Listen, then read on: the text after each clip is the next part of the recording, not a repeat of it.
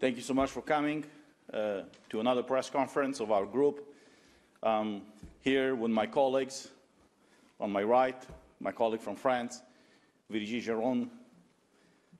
Further to the right, my colleague from Lithuania, Stasys Jakialunas, and to my left, Ivan Sinčić from Croatia. So without further ado, I would like to give the floor to my colleague, Stasys, from Lithuania. Thank you. Good afternoon, everyone. The President of the European Commission, Ursula von der Leyen, is part of a gigantic COVID-19 scientific fraud and propaganda campaign that caused and continue to cause massive violations of human rights, freedom, and is a threat to the democracy in Europe. Because of her actions and major conflicts of interest, she should resign from her position as the President of the Commission. Now, some details to support this. As we all know, it's in the media, the President was involved in the private communication with the CEO of Pfizer before signing the purchase agreement with this private company, but refused to disclose the content of this communication. This is a clear violation of principles of transparency and good public administration. Second, according to the disclosed segments of the agreement with Pfizer, and not all parts are disclosed, and which is another violation of the same principles, the European Commission has to coordinate external communication with this private commercial entity and to promote COVID-19 vaccines as the global public good.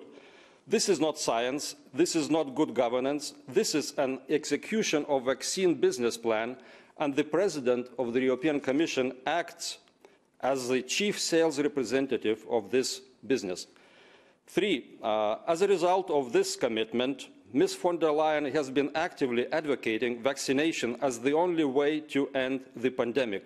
This is a lie. There have been efficient and not expensive medical treatment protocols from the start of the pandemic. Now, thousands of doctors around the world are testifying this, but the President of the Commission has been ignoring this all along.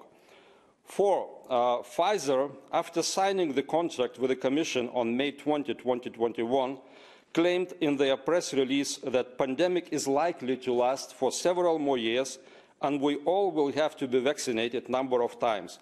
How can they know that, and why the President of the European Commission has to subscribe to this notion? Number five, the Commission has been cooperating with social networks on so-called fact-checking, in other words, censorship of scientific and public debates about COVID-19. This collaboration was announced as early as 10th of June 2020 and is one of the main driving elements of COVID-19 propaganda. Six, according to the official declaration of interest of President von der Leyen, her husband, Heiko von der Leyen, is the medical director of a biopharmaceutical company, is also an advisor to another company, consulting firm for German and European healthcare market. Since Ms. Ursula von der Leyen is actively involved in active promotion of COVID-19 vaccination business, this is another major conflict of interest of hers. Because of all this, she has to resign from her position as the President of the European Commission, and I call on the leadership of all political groups and leadership of the European Parliament to support this request and to finally create an investigative committee of COVID-19 pandemic. People of the European Union need answers from this Parliament on how and why this pandemic started, how it was managed, and how to prevent it from happening again. Thank you. Thank you so much, Stasys. I would like to give the floor now to my colleague Ivan Sinčić from Croatia. Thank you very much, Mr. Terhes. Thank you very much, dear colleagues, dear guests. I would like to say a few words about mandates, especially digital COVID certificate mandates and, of course, vaccine mandates, especially in the light of an idea that comes from the European institutions about prolonging for 1 year, that means to 2023, the digital COVID certificate. I will say it loud and clear, we are strongly against that.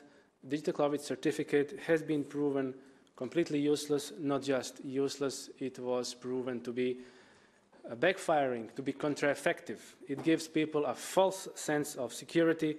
It has become a tool of pandemic marketing, forcing people. Now governments are openly admitting it, that it was a tool to put pressure on the people to take the vaccines. The DGC itself is undemocratic. It is blackmailing citizens of Europe for their fundamental rights, for their human rights, for their constitutional rights.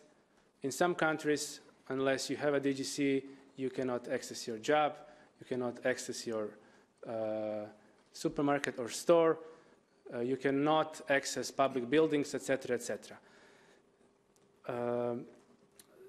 It is, as I said, not just useless, it is backfiring, and it is basically a license to spread and infect. There is a James Bond movie from the 1980s saying license to kill, and what we have here is an analogy. We have a license to spread and infect. If you're vaccinated, you're considered safe, even though science has proved to us, not just now and in the last months, but before the DGC was even implemented, for example, in the European Parliament in November, there were major scientific evidence in the Lancet and others saying that vaccinated people also can spread the disease almost at the same level as unvaccinated. And this is just one of the evidences. But European institutions continue to ignore this. They continue to ignore these facts. Luckily, some governments, especially recently, have decided to abolish all measures and mandates, and they have set a path to a normal life, or to old normal. And with all this unconstitutional, undemocratic and unscientific behavior, the agents of pandemic marketing, such as President of the Commission von der Leyen, and we have very suspicious information about that, even in the mainstream media now, they continue to promote this madness. Then they now want to extend digital COVID certificate for another year, and we strongly advocate against this. When it comes to vaccine mandates, I must say that some European leaders, such as Mr. Macron from France and Mr. Draghi from Italy, and we have some statements from Austria as well, and these three countries are probably the worst countries when it comes to mandates in Europe, have demonized part of their people that decided that one way of treatment is not best for them, that they want another kind of treatment. They demonized, they ostracized part of their people that simply want to exercise their human rights, their rights to be informed, rights to informed consent, and rights to choose their own therapy. We condemn this, and we simply cannot believe that something like this is happening in Europe in the 21st century. Basically, why would anyone, like Austrian government, want to force their population to take experimental medical product? And the last year has shown to us very low effective, very low quality medical products with plenty of side effects, more than all the other products combined in 30 years, with zero long-term safety. Why would any government in the world or in Europe want to do that, to experiment on its own people, not knowing what will happen in 2 years, 5 years, 10 years? It's a total disaster, and we strongly protest against this, and we are also very happy to be proven right, that what we were claiming, and we were claiming what the science showed us, what the practice showed us in the last few months, that we are on a right path, and we are very happy to see that all around the world many governments are lifting their mandates, and that the people are rising to fight for their rights, for their freedoms, that people who are tired of not just health crisis, but economic crisis, democratic deficit, and everything else I have mentioned, What we have here clearly is a pandemic of corruption, and we are determined to get to the bottom of this. And we want European institutions, starting from Ombudsman to many others, to make full investigations. And what we need in Europe is accountability. Thank you. Thank you so much, Ivan. I would like to give the floor now to my colleague, Virginie Giron from France. Merci. Mesdames et messieurs, merci d'être là, parce que pendant que nous sommes tous confortablement assis ici à Strasbourg, mes compatriotes de toute la France sont au froid à Bruxelles pour dénoncer les mesures liberticides mises en place par des gens qui sont dans les mains des lobbies. Comme mes collègues l'ont dit, nous avons besoin de transparence. Mais Mme van der Leyen préfère répondre que les États membres réfléchissent rapidement à la mise en place de l'obligation vaccinale. Pour ce faire, la Commission a décidé sans fondement sanitaire ou scientifique que le certificat Covid européen sera prorogé jusqu'en juin 2023. Rappelons ici que cette date correspond à la fin de la phase clinique 3 de ces vaccins. Oui, nous sommes en pleine étude clinique. Aujourd'hui, plus d'1 million de cas d'effets indésirables sont répertoriés par l'EMA, l'Agence médicale européenne. 1 million sans compter ceux qui ne sont pas transmis, car il y a beaucoup de réticence de la part des médecins à le faire. Dans ces rapports, on voit que des enfants font des AVC, des enfants font des myocardites, des enfants font des péricardites, des enfants font des maladies auto-immunes à cause de vaccins anti-Covid pour une maladie qui ne les concerne pas. Je vais donc redéposer une résolution pour un fonds d'indemnisation des victimes des vaccins anti-Covid. Je remercie d'avance aux décodeurs de fake news de bien faire leur travail, pas comme la dernière fois. Cette résolution a déjà été déposée en septembre. Elle a été balayée d'un revers de la main, même pas débattue, et c'est un scandale.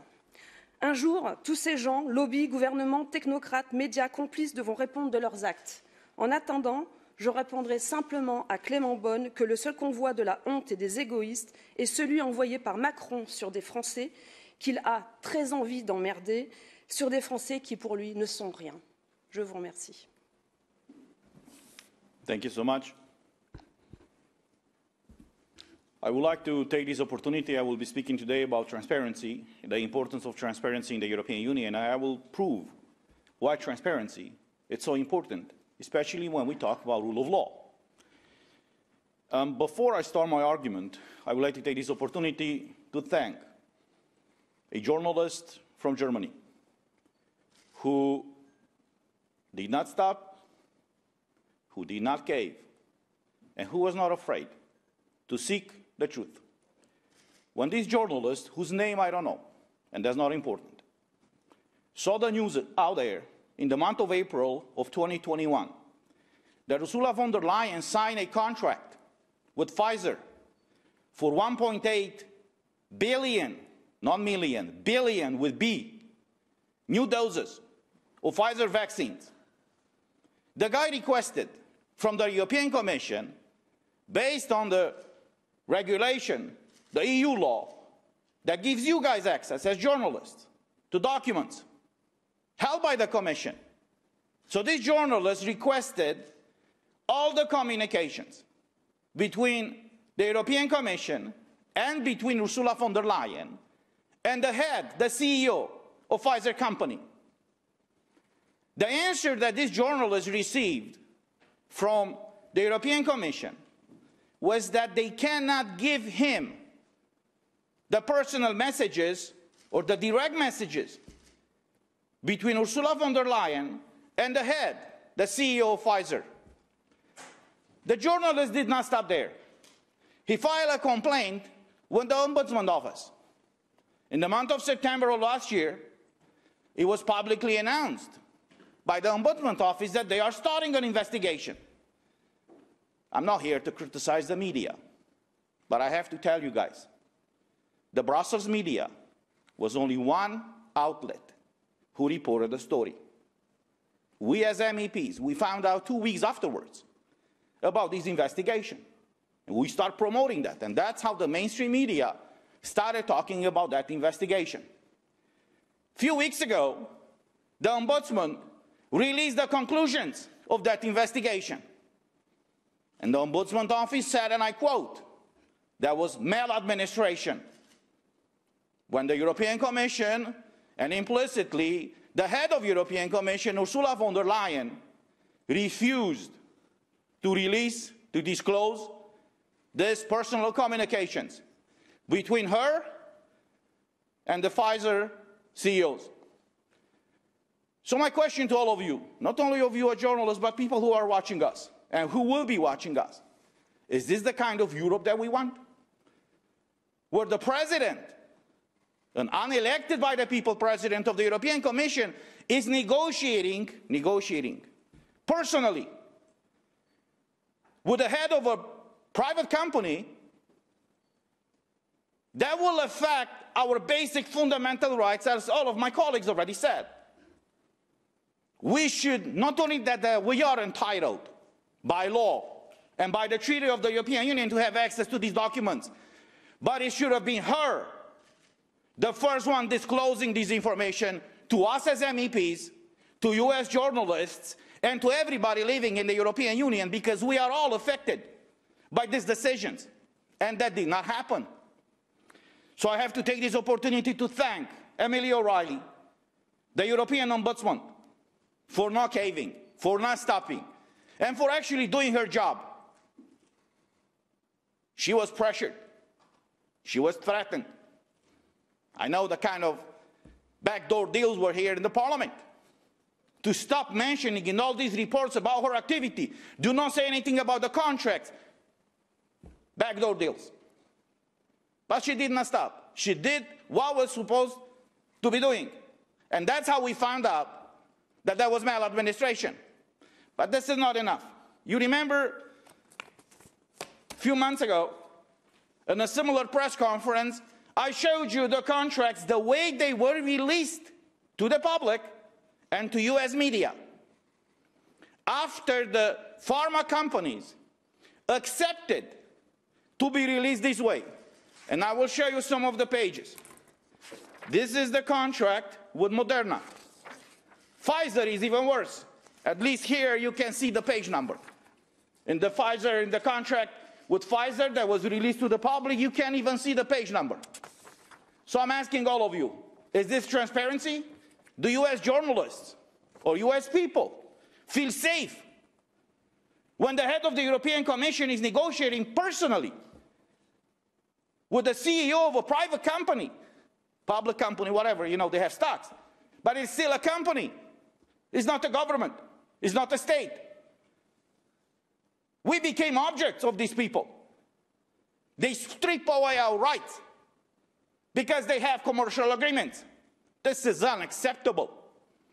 So yesterday, we had to vote in the plenary, and you can check the records, on what is called the activities of the European Ombudsman annual report for 2020.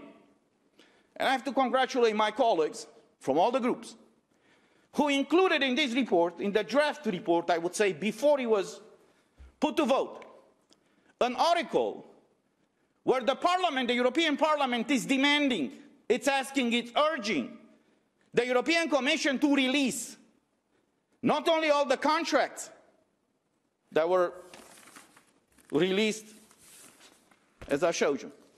This is the great transparency in the European Union.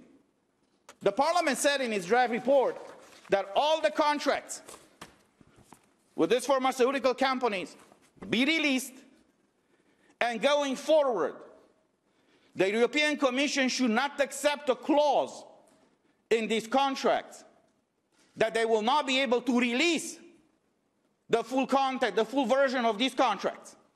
We were all happy with that article. But we were shocked yesterday morning when we saw an amendment from the EPP group, the European People's Party group. That's not People's Party anymore. The European Special Interest Group. So I will read, and I quote, some of the things that were mentioned in this article, because it's important, especially for us journalists, to have access to correct information in order for you to properly inform the audience. And what they try to do.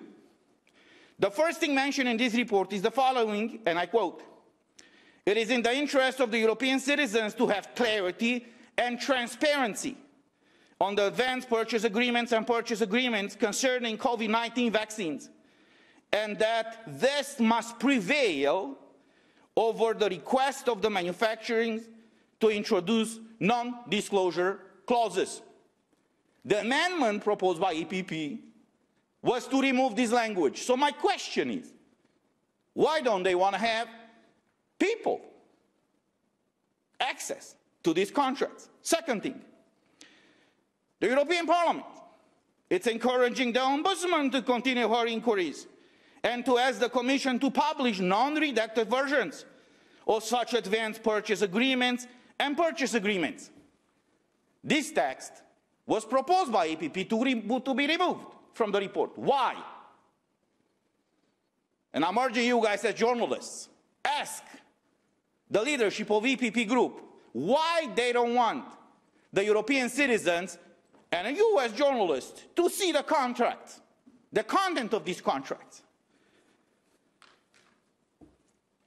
The article also says that emphasizes that any lack of transparency in the framework of COVID-19 pandemic is at odds with citizens' rights to information and fuels disinformation and distrust, which is true.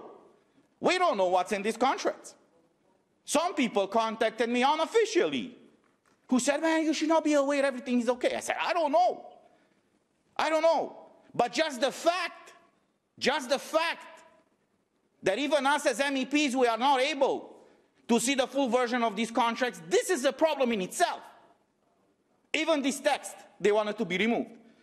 And there was another mention where the European Commission was urged to publish, fully publish all these contracts. Also this text was proposed to be removed. But see, people have the power. We mentioned before that we are elected by the people, for the people. So we had a vote yesterday from all the political groups except EPP, who took into consideration the fundamental rights of the European citizens. And this is how they voted. Here's the result of the vote. 187 MEPs, the vast majority from EPP, voted in favor of this amendment to not allow the EU citizens and the journalists to have access to full contracts. On the other side, 506 MEPs voted that these contracts be published, that the European Commission should publish them immediately, and they should not accept any such clauses going forward. I've done a calculation. 27% of the MEPs who voted yesterday voted against transparency, and 72% of the MEPs voted in favor of transparency. These were all across political groups except EPP, from the left to the right. Because we are here for the people.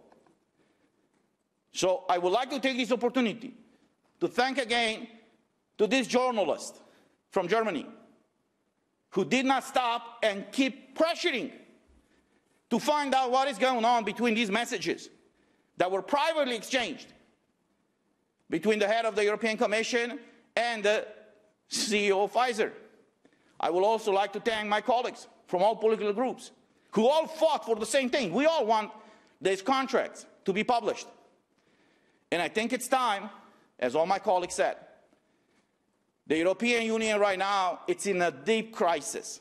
It's in a crisis of leadership, and it is in a crisis of accountability.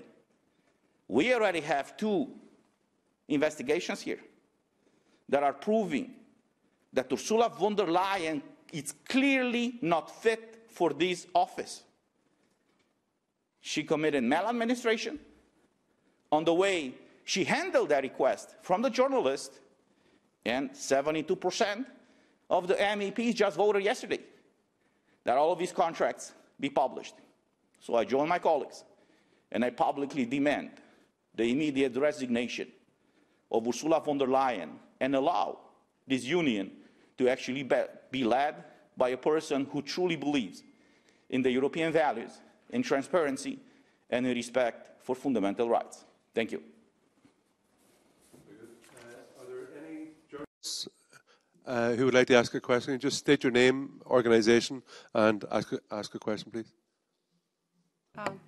My name is Anna Vandensky from Europe Diplomatic.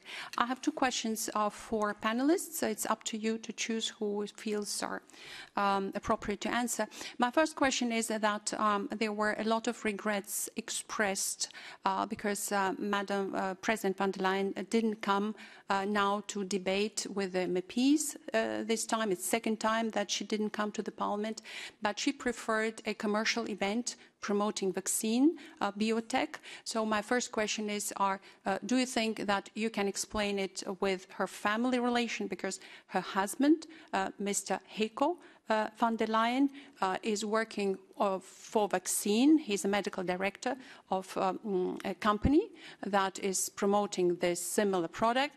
And my question to you, don't you think that there is a conflict of interest and she can't express her respect for her husband's work otherwise than using her official position?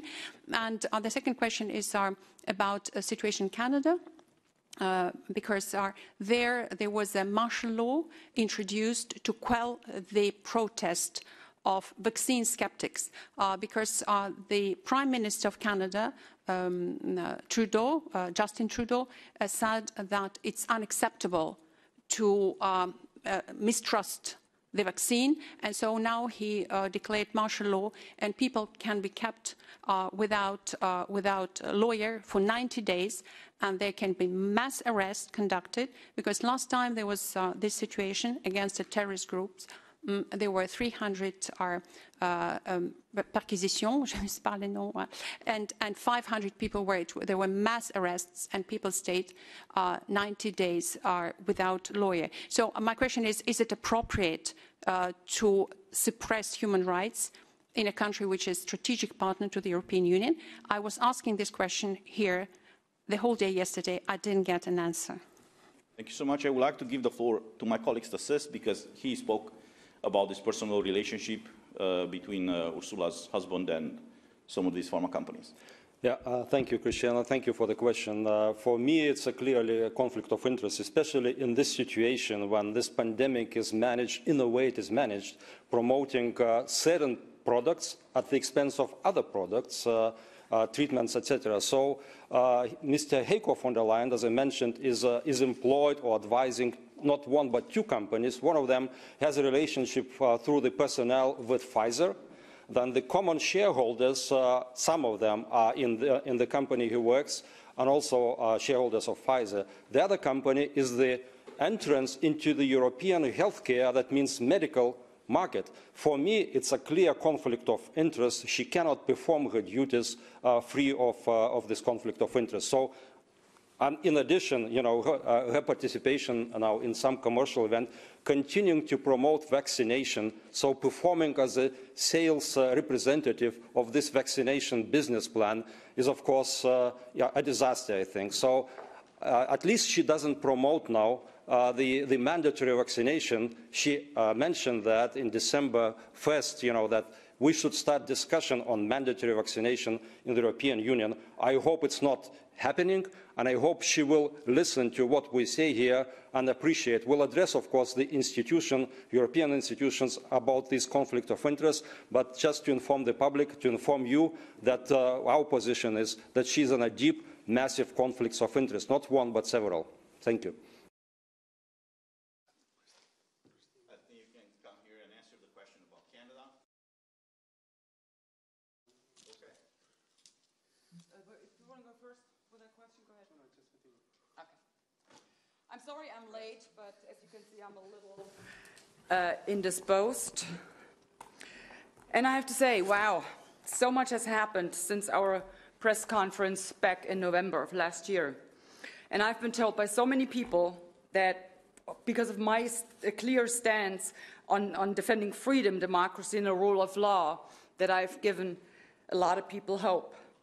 This is flattering, of course, but it is only part of the story. What we have seen since November is absolutely incredible. People are voicing their opinion on government overreach. They're taking to the street, protesting these illiberal COVID mandates, and they're challenging their governments in ever-increasing numbers. In Germany, thousands and thousands of people take strolls every Monday night in hundreds of cities all across the country to express to the German government that they will not tolerate being stripped of their civil rights. In Australia, Italy, France, Austria, New Zealand, and Belgium, in pretty much every Western country of the world. People are rising to defend freedom, democracy, and the rule of law. And they're doing so despite democratic governments' desperate attempt to shut these protests down by forbidding them, intimidating protesters with brute police force and water cannons, criminalizing governments, critics even going so far as to arresting them. And out of all of these movements, it is the Canadian truckers that stand out and shine brightest. Because it was the Canadian truckers, their boldness, their courage, their determination to stand up to their governments. And it was they who inspired so many others all over the world to finally come together and be determined to put a stop to governments tearing down the very foundation of our democracies. And the reason I'm telling you all of this is this. While I might have given hope to people, like I said, it's only half the story, because the other part of the story is this. I, too, needed hope. I, too, needed to know that I am not the only one fighting this fight. We all needed this hope. We all did. And this is what you have given us. Hope. Hope that not all is lost yet. Hope that freedom and democracy can still be restored. And it is that hope that nurtures my strength and my determination to keep up fighting on my end of the bargain. Because it is not enough for a handful of MEPs to stand up and toggle this fight. It is not enough. We need you, the people, because you are so infinitely more powerful when it comes to convincing governments that they are not doing the right thing. So please, first of all, thank you for doing all of this, for paying us the strength we need to do our job here.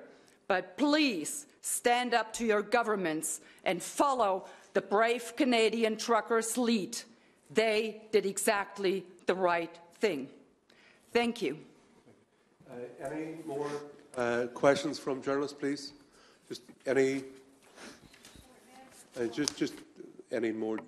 Yeah. No, but sorry, I don't find that the speech is answer to my question. Sorry, I would like to have an answer to my question. It was very precise. I can answer to. No, but Mr. I can answer to your question. Yes. It was very precise. Short and sweet. In regards to the first thing, the conflict of interest, we are not prosecutors here. So I will not go into saying if that's a conflict of interest or not. We have the EPP's office, which is led by Laura Codruța-Kövesi, the brave Romanian, who in Romania investigated people for an alleged bribery of 2, 3, 10 euros. So this office should be the one investigating exactly what is happening with these contracts. But I'm not going into that. That's the top of the law enforcement. That's the issue, that's the issue and the subject that should be dealt by the law enforcement agencies. What I'm talking about is the appearance of a conflict of interest. The fact that Ursula von der Leyen is negotiating personally on behalf of the European Union when her husband is already involved in that business, that's a problem in itself. And in any democracy around the world, something like that would have happened, she would have been investigated by the national parliaments.